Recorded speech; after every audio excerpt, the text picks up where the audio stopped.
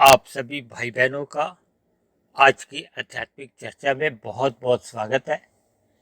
आज की चर्चा का विषय है पुण्य कर्म। और लेकिन पुण्य कर्मों के साथ ही हमने इनका 3 अलग अलग शब्दों से एक वर्गीकरण का किया है कि इस पुण्य कर्म को थोड़ा हम आसानी से समझ लें। ये 3 वर्गीकरण में शब्द आते हैं। पहला है प्रत्यक्ष, जिसको हम अपने स्थूल शरीर द्वारा ही प्रत्यक्ष रूप से पुण्य कर्म करते हैं। दूसरा है अप्रत्यक्ष, जिसमें हमारा स्थूल शरीर प्रत्यक्ष रूप से शामिल नहीं होता, हम किसी अन्य मनुष्यों द्वारा, संस्था द्वारा पुण्य कर्म करते हैं।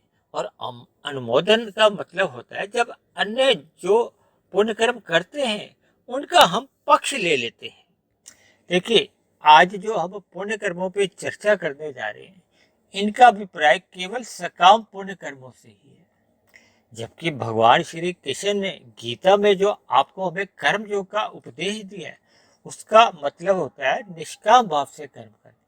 और निष्काम भाव से कर्म करने का अभिप्राय होता है कि उस किए गए कर्म के बदले में हमें किसी भी प्रकार की कोई फल की इच्छा नहीं रहती।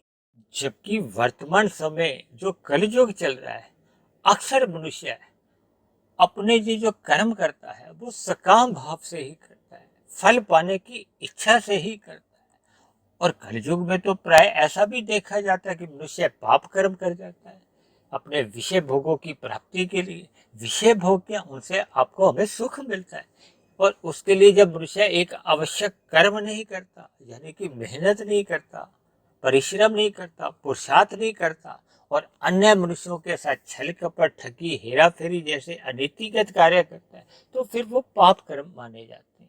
उसके पीछे भी इच्छा सुख प्राप्ति की ही होती है। लेकिन वर्तमान समय में जब जब मनुष्य की इच्छा सुख प्राप्ति की ही होती है, चाहे वो पाप कर्म करता है, चाहे वो पुण्य कर्म करता है। हालांकि आज हमारा कोई पाप कर्मों पे कोई विषय नहीं, लेकिन पाप कर्मों से देखिए पुण्य कर्म बहुत ही अच्छे माने जाते हैं। जबकि पाप कर्मों से आपका हमारा स्वभाव बिगड़ने लगता है, संस्कार बिगड़ते हैं। और दूसरा, आपका हमारा कर्माशय बिगड़ने लगता है। कर्माशय का अभिप्राय होता है आपके हमारे जो संचित कर्म जो होते हैं, जिसमें पाप और पुण्य कर्म लिखे जाते हैं। आपके हमारे 3 शरीर होते हैं, स्थूल शरीर, सूक्ष्म शरीर और कार्य शरीर। इन पर तो हर रोज ही हमारी चर्चाएं होती हैं। स्थूल शरीर जो आप और हम एक दूसरे को व्यवहार में देखते हैं, सूक्ष्म शरीर जिसमें मुख्य रूप से मन बुद्धि आता है, और कारण शरीर जिसकी हम चर्चा करते हैं, ये हमारा एक स्टोर रूम समझ लो। देखिए, इसमें एक कमरे में आपका हमारे पाप पुण्य कर्मों का कर्माशय रहता है, दूसरे कमरे में एक संस्कार रहते हैं। क्योंकि हम जैसे जैसे काम भाव से पाप कर्म करते हैं या पुण्य कर्म करते हैं, उनका तो देखिए कर्माशय बनता ही है, उनके साथ साथ संस्कार बनते हैं। लेकिन जब जब मनुष्य मानसिक रूप से कर्म करता है, उसका कर्माशय तो नहीं बनता, लेकिन संस्कार उनके भी बनते हैं। और जब जब मनुष्य निष्काम भाव से पुण्य कर्म करता है, क्योंकि पाप कर्म निष्काम भाव से तो होते ही नहीं, वो तो सदा ही काम भाव से होते। लेकिन जब जब मनुष्य निष्काम भाव से एक कर्म योग में स्थित होते हुए पुण्य कर्म करता है, उसका भले ही कर्माशय नहीं बनता, यानी कि उस कर्मों के कमरे में उसका कोई लेखा जोखा नहीं जाता, लेकिन संस्कार इस स्थिति में भी बनते हैं।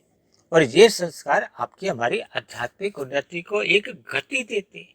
बल्कि मैं तो अक्सर अपनी चर्चाओं में इस बात का जिक्र करता हूँ कि जब जब मनुष्य सत्वगुण में स्थित होकर परमात्मा को लक्ष्य बनाता हुआ अपनी आध्यात्मिक यात्रा आरंभ करता है, तो वो आध्यात्मिक यात्रा उसके निष्काम कर्मों से ही आरंभ होती है।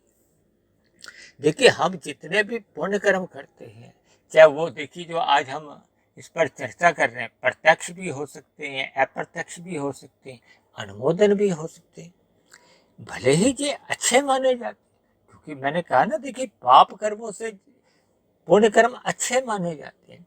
और दूसरा, इस पुण्य कर्मों का एक लाभ ये होता है कि आपका हमारा संचित कर्मों का कर्माशय नहीं बिगड़ता। देखिए, जब मनुष्य सत्संग करता है, उसको पुण्य कर्म करने की एक प्रेरणा मिलती है। जब वो पुण्य कर्म भले ही प्रत्यक्ष रूप से करता है या अप्रत्यक्ष रूप से या अनुमोदन के रूप में, लेकिन उसका पुण्य कर्मों का एक कर्माशय बढ़ता जाता है। वो अलग बात है कि देखिए प्रत्यक्ष रूप से उसकी जो पुण्य कर्मों का कर्माशय बढ़ता है उसकी गति बहुत अधिक तेज होती है, और जो अप्रत्यक्ष रूप से हम पुण्य कर्म करते हैं उनकी गति थोड़ी कमजोर होती है, और जो अनुमोदन रूप में जो हम पुण्य कर्म करते हैं उनकी गति और कम होती है। लेकिन कुल मिलाकर आपका हमारा पुण्य कर्मों का क्रमशः बढ़ता है। और मनुष्य योनि तो देखिए तभी मिलती है जब हमारा पाप और पुण्य कर्मों का एक तुल्यता बनी रहती है, जब पुण्य कर्मों की अधिकता होती है।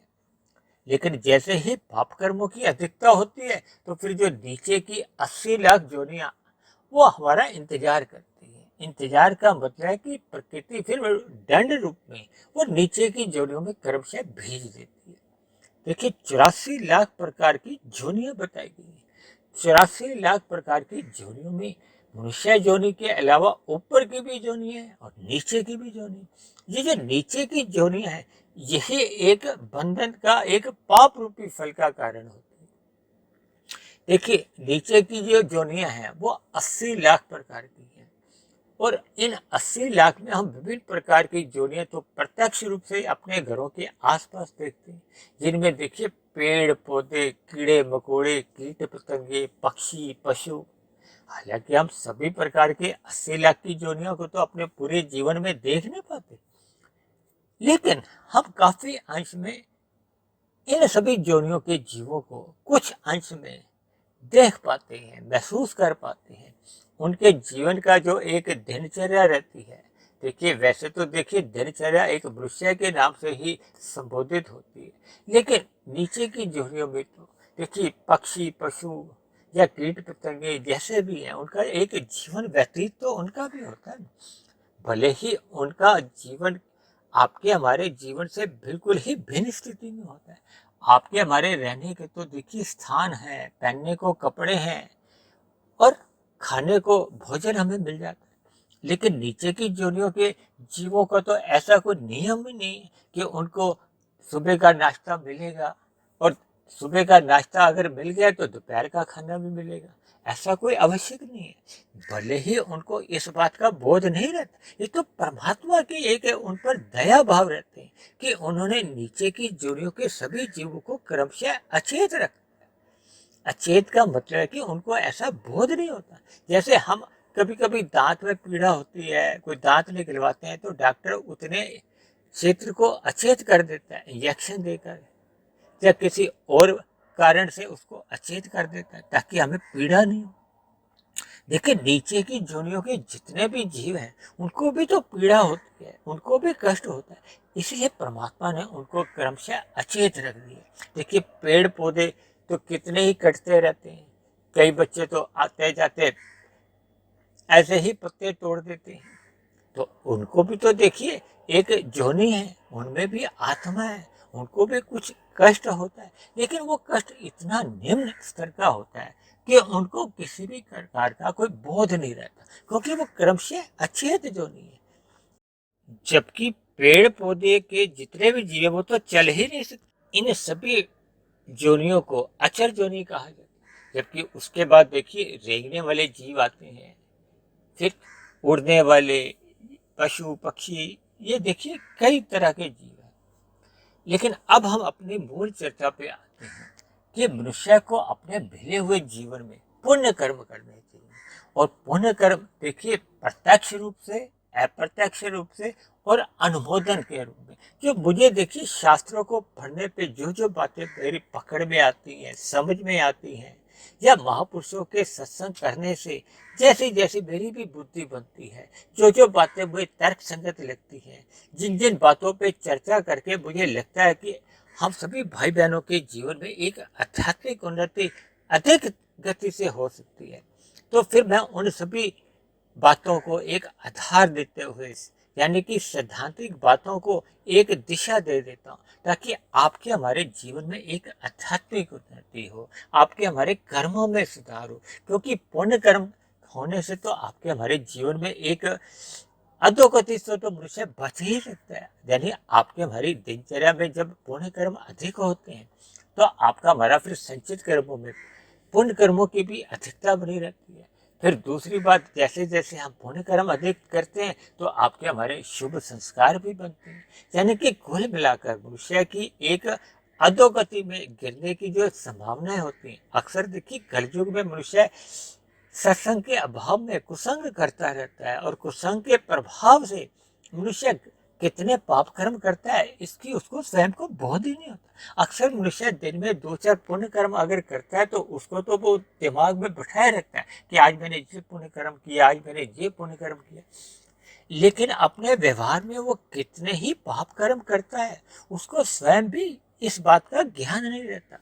क्योंकि देखिए पाप और पुण्य कर्मों की बहुत ही एक सूक्ष्म ज्ञान है, बारीकियां हैं। अच्छे अच्छे बुद्धिमान मनुष्य भी चकरा जाते हैं। शास्त्रों में देखिए ये करो ये मत करो, यानी विधि विधान और निषेध का जिक्र आता है। विधि विधान में ये बताया गया कि ये कर्म मनुष्य को करने से उसके पुण्य कर्म बनते हैं, उसका जीवन सुख में बीतता है और भविष्य में उसकी एक आध्यात्मिक उन्नति होने की एक संभावना जागृत होती है। देखिए शास्त्रों में जो कर्मकांड विभाग एक आता है, भले ही आरंभ में देखिए कर्मकांड लोभ से या भय से होते हैं, लेकिन ये जो कर्मकांड होने से भी आपके हमारे जीवन में सुधार होने लगता है। ये जो आप अपने जीवन में कथा कहानियां सत्संग में जो सुनते हो, व्रत त्योहार इतने आते हैं। भारत तो देखिए त्योहारों का ही देश माना जाता है, या तो प्रतिदिन ही कोई ना कोई एक त्योहार माना जाता है। यानी कि ये सभी बातें आपको हमें धर्म से जोड़ती हैं। और भगवान श्री कृष्ण जी तो कहते हैं कि जब जब धर्म की हानि होती है तब तब मैं अवतार लेता हूँ। किसके लिए? धर्म की रक्षा के लिए, और जो जितने अधर्मी लोग होते हैं उनका नाश करने के लिए, और साधु लोगों की रक्षा के लिए। साधु लोग क्या है? जो धर्म के मार्ग पर चलते हैं। यानी कि मनुष्य को धर्म मार्ग पर चलते हुए अपने जीवन में एक आध्यात्मिक उन्नति करनी चाहिए। देखिए 4 प्रकार के जो पुरुषार्थ कहे गए हैं उसमें धर्म शब्द सबसे पहले आता है। धर्म, अर्थ, काम, मोक्ष। यानी कि आपके हमारे जीवन में अर्थ का मतलब क्या है? धन। ये जो हम सारा दिन में जो गतिविधियां करते हैं धन कमाने के लिए। धन क्यों चाहिए? हम विषय भोग जो हमारे हैं, गंध रस रूप स्पर्श और शब्द, इन सुखों की प्राप्ति के लिए हम धन कमाते हैं। धन कमाने के लिए ही देखिए मनुष्य जोनी में ये देखा जाता है कि मनुष्य बचपन से लेकर युवावस्था तक 20-25 वर्ष तक भौतिक शिक्षा ग्रहण करता है। उसके पीछे भी तो उसका लक्ष्य धन प्राप्ति का ही होता है। और धन किस लिए चाहिए?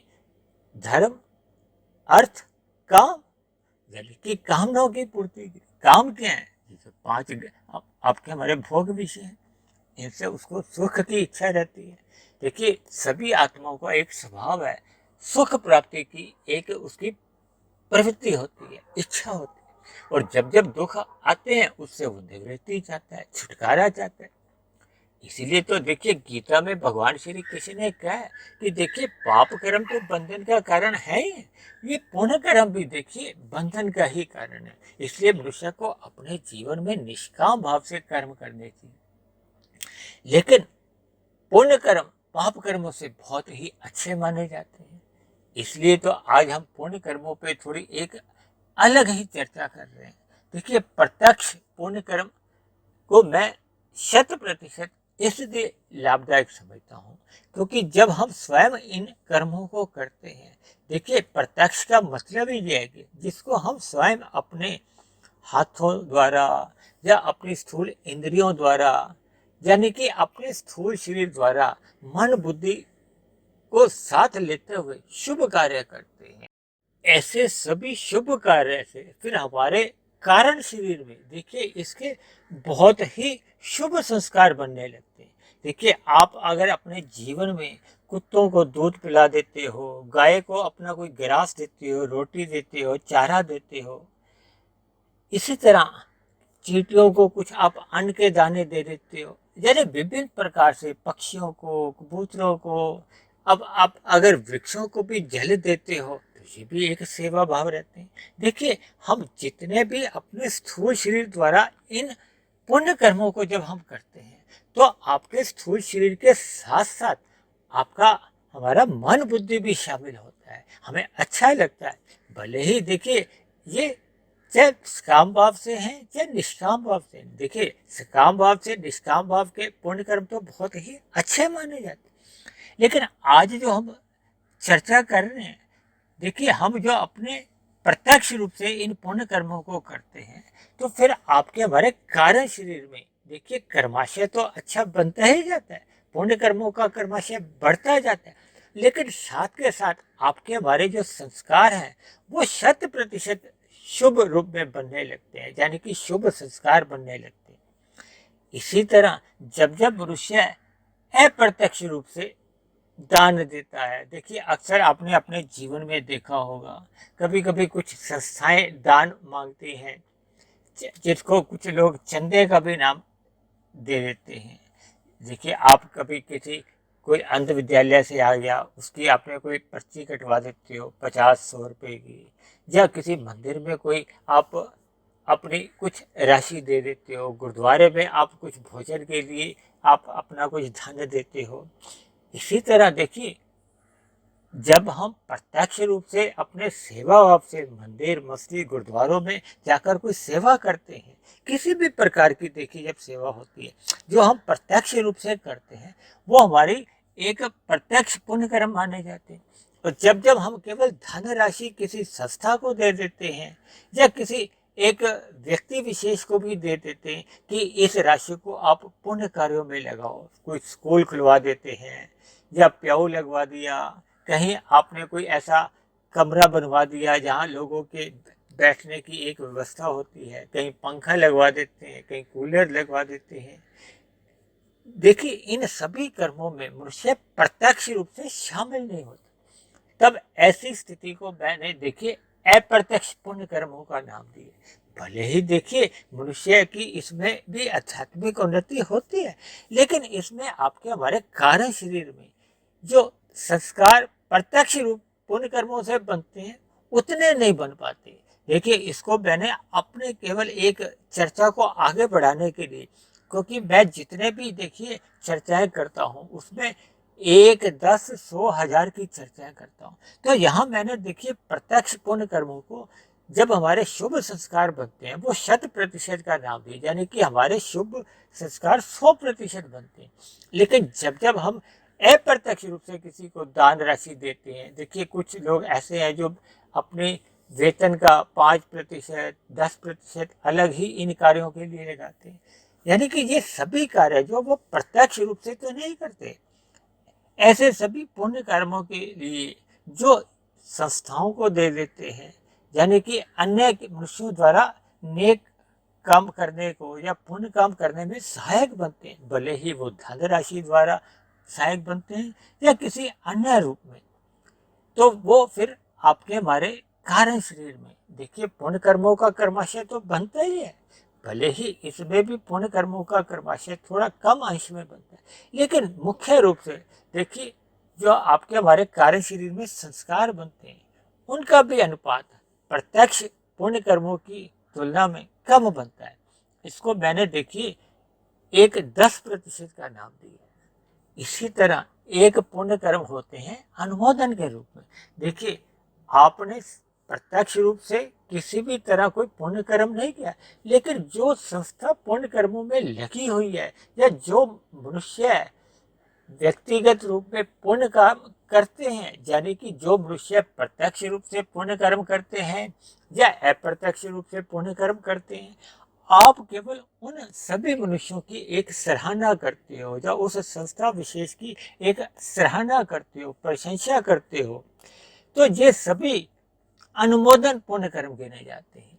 इनका भी देखिए कोई 100% हमारे कार्य शरीर में संस्कार नहीं बनता। देखिए मैंने प्रत्यक्ष पुण्य कर्मों से अपने कारण शरीर में बनने वाले संस्कारों को 100% का नाम दिया है, और इसी तरह अप्रत्यक्ष रूप से जो हम पुण्य कर्म करते हैं उसको मैंने 10% का नाम दिया। और इसी तरह जब जब हम अनुमोदन करते हैं, यानी कि जो जो नेक काम कर में लगे होते हैं, चाहे वो संस्था रूप में है चाहे वो व्यक्तिगत रूप में, उनकी जब हम प्रशंसा करते हैं, मन के स्तर पर कह लो, किसी भी तरह का हम अनुमोदन करते हैं, अच्छे भाव रखते हैं, तो ये सभी हमारे अनुमोदन पुण्य कर्म गिने जाते हैं। इनका देखिए 1%, एक हल्का संस्कार बनता है। देखिए कहते हैं ना, एक होता है माइनस, माइनस का मतलब हानि, एक होती है जीरो की स्थिति, ना लाभ ना हानि, और एक होती है प्लस की, यानी कि लाभ।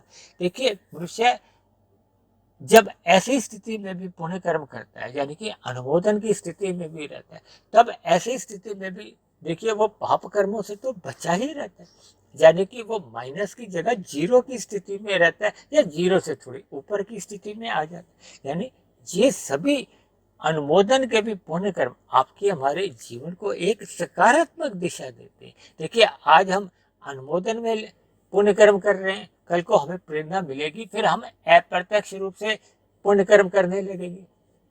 और जैसे जैसे परमात्मा का सत्संग आपके मन बुद्धि में एक अधिक प्रभाव डालता है, आपको प्रकृति के जो 3 गुण है, तमोगुण, रजोगुण और सतोगुण का ज्ञान विज्ञान समझ में आने लगता है। परमात्मा की जो न्याय व्यवस्था है, परमात्मा की जो एक सर्वव्यापी सत्ता है, जो परमात्मा के एक विभिन्न दिव्य गुण है, जब परमात्मा के प्रति आपका एक विशेष आकर्षण या प्रेम उत्पन्न होने लगता है, तब ऐसी स्थिति में मनुष्य अपने जीवन में प्रत्यक्ष पुण्य कर्म करता है। और जब स्थिति और अधिक आगे बढ़ती है तो फिर वो ऐसे सभी प्रत्यक्ष पुण्य कर्म निष्काम भाव से कर्म करने लगता है, यानी कि उसकी आध्यात्मिक दिशा में फिर गति आ जाती है। हालांकि आज की चर्चा में देखिए हमारा पुण्य कर्म का जो अलग अलग चर्चा है वो सकाम भाव से ही है, लेकिन जब हम सकाम से निष्काम भाव की ओर आ जाते हैं तो फिर ये आपके हमारे जीवन में और अधिक आध्यात्मिक गति, एक गति पकड़ लेती है। देखिए गीता में कर्म योग के बाद ज्ञान योग कहा गया, ज्ञान योग के बाद भक्ति योग कहा गया। देखिए योग किसका होता है? आत्मा और परमात्मा का, क्योंकि ये आत्मा और परमात्मा दोनों ही चेतन तत्व है। आत्मा तो देखिए अनंत है, जिनकी कोई गिनती ही नहीं। आप भी आत्मा, मैं भी आत्मा, पेड़ पौधे में भी आत्मा है, कीट पतंगे में भी आत्मा, पशु पक्षियों में भी आत्मा है, कितनी ही आत्मा है। लेकिन ये सभी चेतन तत्व हैं। चेतन तत्व का देखिए कहते हैं ना, आत्मा का जन्म मरण नहीं होता, ये नित्य बने रहते हैं। हालांकि शास्त्रों में ये जो 3 गुण है, तमोगुण, रजोगुण और सतोगुण, इनको भी नित्य कहा जाता है, लेकिन ये जड़ माने जाते हैं। जबकि आत्मा ज्ञान युक्त है, चेतन कही जाती है, नित्य इसलिए तो कहा जाता है ना, ज्ञान, ये जो आध्यात्मिक ज्ञान है नित्य बना रहता है। जबकि ये जो भौतिक ज्ञान में देखिए इनमें तो परिवर्तन आते रहते। कहते हैं ना, ये आध्यात्मिक ज्ञान एक सिद्धांत रूप में होता है, जबकि ये भौतिक ज्ञान तो देखिए एक नियम रूप में है। आज कुछ है, कल उसमें और परिवर्तन आ जाता है। जैसे जैसे उसमें एक शोध होता है तो भौतिक नियमों में परिवर्तन होता है। देखिए जैसे संसार में अलग अलग देशों में सरकारें चलती हैं, वो समय समय पे कुछ नियम बनाती हैं ताकि सभी मनुष्यों का कल्याण हो, लेकिन उन नियमों में समय समय पे परिवर्तन करने होते हैं। लेकिन परमात्मा के जो नियम हैं, मत हैं, वो तो एक सिद्धांत रूप में है, जो अनादिकाल से चल रहे हैं। जो कर्म फल को हम एक सिद्धांत के साथ जोड़ते हैं कि जैसी करनी वैसी भरनी, यानी कि परमात्मा की एक न्याय व्यवस्था कह लो, एक ऐसी बनी हुई है जिसमें अनादिकाल से मनुष्य योनि में हम जैसे जैसे पाप और पुण्य कर्म करते हैं, फिर उनका एक निश्चित समय के बाद फल आना निश्चित रहता है। देखिए नीचे की जितनी भी जोनियां हैं, ये पाप कर्मों का दुख रूपी फल भोगती है। मनुष्य से ऊपर की जोनियों में पुण्य कर्मों का एक विशेष सुख रूपी फल भोगा जाता है, और मनुष्य जोनि में पाप कर्मों का भी दुख रूपी फल भोगा जाता है और पुण्य कर्मों का सुख रूपी फल भी भोगा जाता है। लेकिन मनुष्य योनि में एक जो विशेष महत्ता कही गई है, वो है हमें नए कर्म करने की एक स्वतंत्रता है। जबकि नीचे की योनियां जितने भी क्रियाएं करती हैं वो तो प्रकृति की प्रेरणा से करती रहती हैं, उनका कोई नया कर्माशय नहीं बनता। और इसी तरह मनुष्य से ऊपर की जितनी भी योनियां, जिनमें अक्सर देवी देवताओं को वर्णन आता है, उनके द्वारा भी देखिए जितने भी पुण्य कर्म भी होते हैं, उनसे भी उनका कोई नया कर्माशय नहीं बनता। और इसी तरह नीचे की जोनियों में और ऊपर की जोनियों में संस्कारों की स्थिति यथास्थिति रहती है, उनमें परिवर्तन नहीं आता। ऊपर की जोनियों में पुण्य कर्मों का कर्माशय घटता जाता है और नीचे की जोनियों में पाप कर्मों का कर्माशय घटता जाता है। लेकिन दोनों ही स्थितियों में संस्कारों की स्थिति यथास्थिति रहती है। जबकि मनुष्य जोनि एक ऐसी जोनि है जिसमें कर्मों का कर्माशय भी घटता है और बढ़ता भी है। बढ़ता इसलिए क्योंकि नए कर्म करने की आपको हमें एक स्वतंत्रता मिली है। और इसी तरह जो एक विशेष महत्व मनुष्य जोनि वो है, आपके हमारे नए संस्कार बनते भी हैं और पुराने हम बुरे संस्कार समाप्त भी कर सकते हैं। हम अपने पहले के शुभ संस्कार भी देखिए बिगाड़ सकते हैं, क्योंकि मनुष्य जोनि में परमात्मा ने पूर्ण रूप से स्वतंत्रता दी है। इसीलिए देखिए जब जब स्वतंत्रता मिलती है तो उसका सदुपयोग करने के लिए हमें ज्ञान में रहना चाहिए, सत्संग में रहना चाहिए। जब जब मनुष्य सत्संग के में नहीं रहता, यानी ज्ञान में स्थिति में नहीं रहता, तो देखिए प्रकृति के तो 3 गुण है, तमोगुण, रजोगुण और सतोगुण। जब जब मनुष्य सतोगुण में अपने आप को स्थित नहीं करता तो फिर वो रजोगुण में रहता है या तमोगुण में रहता है। रजोगुण में हम धर्मानुसार कर्म करते हैं, यानी अन्य जीवों के साथ किसी प्रकार का कोई छल कपट, ठगी, हेरा फेरी नहीं करते, यानी कि मनुष्य पाप कर्मों से बचा रहता है। लेकिन जैसे जैसे वो विषय भोगों में अधिक आसक्त होता है तो कब मनुष्य फिर तमोगुण में गिर जाता है, क्योंकि विषय भोगों का असत मनुष्य फिर पाप कर्म करने से परहेज नहीं करता, वो तमोगुण में गिर जाता है। यानी कि अन्य जीवों के साथ छल कपट, ठगी, हेरा फेरी जैसे अनीतिगत कार्य करने लगते हैं। तो इसलिए देखिए कहा जाता है कि तमोगुण से 10 गुना अच्छा रजोगुण है, रजोगुण से भी 10 गुना अच्छा सतोगुण है। और इसी चर्चा को आगे ले जाते हुए, इसी आधार को आगे ले जाते हुए मैंने विशुद्ध सतोगुण को सतोगुण से भी 10 गुना अच्छा कहा, क्योंकि प्रकृति का सतोगुण भी देखिए मलिन ही होता है। एक साधारण बोलचाल में भले ही हम नहीं बात, क्योंकि ये एक सूक्ष्म बातें होती हैं, एक साधारण मनुष्य को इससे थोड़ा भ्रमित की स्थिति उत्पन्न हो जाती है। देखिए जब जब मनुष्य सतोगुण में स्थित होता है और वो फिर परमात्मा को समझने का उसके पास एक योग्यता बन जाती है, फिर वो विशुद्ध सतोगुण की जो एक आध्यात्मिक यात्रा की ओर निकल सकता है। इसलिए तो मैंने सतोगुण से विशुद्ध सतोगुण की ओर की जितनी भी यात्रा है उसको एक आध्यात्मिक यात्रा का नाम दिया। जबकि रजोगुण से सतोगुण का एक हमारी एक उन्नति तो है, यानी कि मनुष्य पाप कर्मों से बचा रहता है, रजोगुण उसका मर्यादा में रहता है। क्योंकि पाप कर्म कब होते हैं, जब हमारा रजोगुण अमर्यादित हो जाता है, उस पर एक नियंत्रण नहीं रहता। इसलिए तो कहा जाता है कि मनुष्य को अपने जीवन में सत्संग करते रहना चाहिए ताकि वो ज्ञान में स्थिति में ले। तभी तो कहा गया कि धर्म के पहले रखो, धर्म को पहले स्थान पे रखो, ताकि धर्म क्या है, सतोगुण। धर्म देखिए एक ऐसी व्यवस्था है जिसमें हमारा स्वयं का भी कल्याण होता है और हम अन्य जीवों के भी कल्याण के लिए हम प्रयत्न करते हैं। देखिए धर्म तो वही है ना, जैसे मैं अक्सर धर्म को इस लाल बत्ती से जोड़ देता हूँ। देखिए यातायात के नियमों में ये जो चौराहों पे लाल बत्ती, हरी बत्ती बनी हुई, ये भी क्या एक धर्म ही है। यानी कि जब जब हम अपने कर्तव्यों का पालन करते हैं, देखिए जैसे हम उस सड़क को पार करना चाहते हैं, ऐसे जो विपरीत दिशा में चल रहे हैं उनको भी सड़क पार करनी है। तो इसलिए ये जो लाल हरी बत्ती की एक व्यवस्था रखी गई, यानी कि जब जब धर्म का पालन होता है हमारे स्वयं का भी कल्याण होता है और अन्यों का भी कल्याण होता है। जैसे हम यातायात में सुचारू रूप से चल पाते हैं तो अन्य वाहन भी सुचारू रूप से अपने अपने मंजिल की ओर चलते हैं। यानी कि धर्म को एक अपने कर्तव्य से जोड़ा जाता है, उसको मतलब जिस बात को हम धारण करते हैं, जिससे एक ऐसी व्यवस्था को हम धारण करते हैं जिससे हमारा भी कल्याण होता है और दूसरों का भी कल्याण होता है। जब जब मनुष्य अपने सुख के लिए दूसरों को एक दुखमय स्थिति उत्पन्न कर देता है तो फिर वो पाप कर्म होते हैं, वो तमोगुण की स्थिति बढ़ जाती है। इसीलिए तो देखिए धर्म प्रथम स्थान पे इसलिए रखा गया शास्त्रों में, और अर्थ और काम को देखिए बीच में रखा गया। यानी कि जब हम अर्थ और काम धर्मानुसार करते हैं तो फिर हम मोक्ष की ओर, देखिए मोक्ष क्या हमारा एक पुरुषार्थ है। मोक्ष का मतलब है कि जब हमारे ये जो संसारी विषय भोगों के प्रति जो हमें मोह होता है, संसारी संबंधों के प्रति जो हमारा एक आकर्षण मोह की स्थिति बनी होती है, वो उसका जब नाश होने लगता है। देखिए जब जब हम ज्ञान की स्थिति में आने लगते हैं, अज्ञानता की हमारे बुरे संस्कार मिटने लगते हैं, ज्ञान की स्थिति में हमें फिर आत्मा परमात्मा का जो एक संबंध है, जैसे देखिए लोहे और चुंबक में एक संबंध होता है ना, वो अपने आप ही आकर्षित हो जाते हैं। यानी कि लोहे के कण एक चुंबक के पास अपने आप ही खींचे जाते हैं। तो इस उदाहरण से आप समझ सकते हो कि परमात्मा में एक चुंबकीय आकर्षण होता है।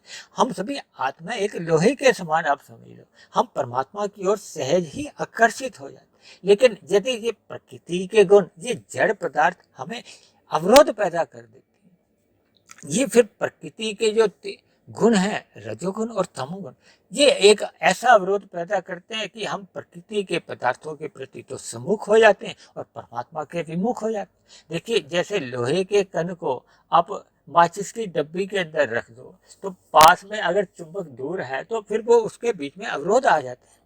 यानी कि वो जैसे ही अवरोध क्या है, रजोगुण और तमोगुण, क्योंकि सतोगुण तो देखिए अपने आप में ज्ञान रूपी प्रकाश से जोड़ा जाता है, ज्ञान से जोड़ा जाता है, और ज्ञान सदा नित्य बना रहता है। ज्ञान ही हमें परमात्मा से जोड़ता है, ज्ञान ही सतोगुण है, ज्ञान ही सत्संग है। यानी जब जब मनुष्य ज्ञान में स्थिति में रहता है, फिर उसके ये जो पुण्य कर्मों में भी सुधार होने लगता है। यानी कि मनुष्य अपने जीवन में जितना अधिक अनुपात में प्रत्यक्ष पुण्य कर्मों से भले ही सकाम भाव से भी जुड़ता है, तो उसकी एक आध्यात्मिक दिशा की ओर उसकी एक नींव मजबूत होने लगती है। देखिए, वर्तमान हमारा जितना अधिक मजबूत होता जाता है, तो फिर भविष्य में हमारी एक आध्यात्मिक इमारत है, वो एक सुंदर रूप में बहुमंजिल बन सकती है। यानी कि हम परमात्मा की ओर सहज ही चलने लगे। फिर आपके हमारे जीवन में कर्म योग, ज्ञान योग और भक्ति योग होने से एक दिन ऐसी स्थिति बन जाएगी जब हम मायातीत हो जाएंगे। मायातीत की स्थिति तब बनती है जब स्थूल शरीर के रहते रहते मनुष्य अपना कारण शरीर और सूक्ष्म शरीर समाप्त कर लेता है। तो फिर स्थूल शरीर की मृत्यु आने पे मायातीत की स्थिति बनती है। फिर आत्मा का एक पुनः जन्म का एक कारण नहीं होता, क्योंकि कारण क्या बनता है, जब से ही स्थूल शरीर की मृत्यु हो जाती है तो सूक्ष्म शरीर और कारण शरीर में जैसा जैसा कर्माशय होता है, संस्कार होते हैं, फिर वैसी वैसी 84 लाख जोनी में एक नई जोनी का हमें एक सर्जन करते हैं, निर्माण करते हैं। क्योंकि स्थूल शरीर का जो एक आधार है, वो आपका हमारा कारण शरीर ही होता है। जैसे जैसे कारण शरीर में योग्यता पात्रता होती है, वैसा वैसा स्थूल शरीर हमारा बनता है। इसलिए मेरी आप सभी भाई बहनों से विनती है कि मनुष्य को अपने जीवन में एक व्यवस्थित दिनचर्या रखनी चाहिए। सतोगुण का अधिक से अधिक संग करना चाहिए, तमोगुण का जो मल रूपी संग है उससे बचना चाहिए, रजोगुण अपना मर्यादा में रखना चाहिए। यानी कि अपने स्थूल शरीर की अवस्था तक ही हमें पुरुषार्थ करना चाहिए, विषय भोगों से हमें बचना चाहिए। और ये जो सतोगुण का जो ब्रह्म मुहूर्त का संग है, इसको अवश्य ही अपने जीवन में एक महत्व देना चाहिए, ताकि आपके हमारा जैसे ही सतोगुण बढ़ता जाता है तो फिर रजोगुण मर्यादा में रहता है और मल रूपी तमोगुण से हम फिर बच जाते हैं। तब ऐसी स्थितियों में मनुष्य के फिर देखिए प्रत्यक्ष पुण्य कर्म भी आरंभ हो जाते हैं। देखिए, अगर मनुष्य अनुमोदन पुण्य कर्म कर रहा है तो ये भी अच्छी बात है, लेकिन अनुमोदन से भी अप्रत्यक्ष पुण्य कर्म और भी अच्छी बात है। यानी कि जब जब आप किसी एक धार्मिक संस्था से भी जुड़ते हैं या आप किसी भी प्रकार का आप धनराशि देते हैं, और उससे भी और अच्छा है प्रत्यक्ष रूप से जब आप सेवा भाव से अपने कर्म करते हैं, यानी निर्बल मनुष्यों की आप प्रत्यक्ष रूप से सहायता करते हो, और प्रत्यक्ष रूप से ही प्रकृति के अन्य जीवों की आप सहायता करते हो, भले ही उनको भोजन से सहायता करते हो या अन्य प्रकार की शुभ स्थितियां उनके लिए आप निर्मित करते हैं। यानी कि हम जब जब प्रत्यक्ष पुण्य कर्म करते हैं, इससे हमारे 100% एक शुभ संस्कार बनते हैं, और जब जब हम अप्रत्यक्ष रूप से पुण्य कर्म करते हैं तो उसके एक मध्यम श्रेणी के संस्कार हमारे बनते हैं, और जब जब हम अनुमोदन रूप में पुण्य कर्म करते हैं तो उसके और हल्के संस्कार बनते हैं। लेकिन फिर भी मनुष्य को अपने मिले हुए जीवन में पुण्य कर्मों से तो जुड़ना ही चाहिए, क्योंकि पुण्य कर्म होने से ही मनुष्य पाप कर्मों से अपने आप को बचा सकता है, और पाप कर्म बचने मात्र से ही मनुष्य की फिर अधोगति में जाने की जो एक संभावनाएं होती हैं वो समाप्त हो जाती है। इन्हीं शब्दों के साथ अब आज की चर्चा को अब हम यही विश्राम देते हैं।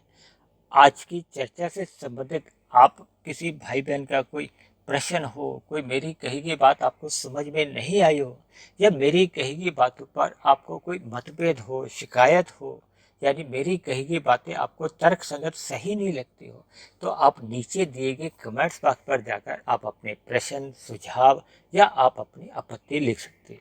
और परमात्मा की प्रेरणा से ये बनने वाली वीडियो यदि आपको अच्छी लगती हैं, आपके कर्मों में सुधार आने लगा हो, आपकी दिनचर्या में सकारात्मक परिवर्तन आ गए हो, परमात्मा में आपकी प्रीति जग गई हो, तो मेरी आप सभी भाई बहनों से विनती है कि आप मेरे इस आध्यात्मिक ज्ञानात्मक चैनल सुधीर भाटिया फ़कीर को अवश्य ही सब्सक्राइब करें व अन्य जिज्ञासु भाई बहनों को भी इस आध्यात्मिक ज्ञानात्मक चैनल से जोड़ने का प्रयास करें। तो चर्चा को अब हम यहीं समाप्त करते हैं। कल फिर मिलते हैं एक नए विषय को लेकर, एक नए संदेश के साथ। तब तक आप सभी भाई बहनों का बहुत बहुत धन्यवाद।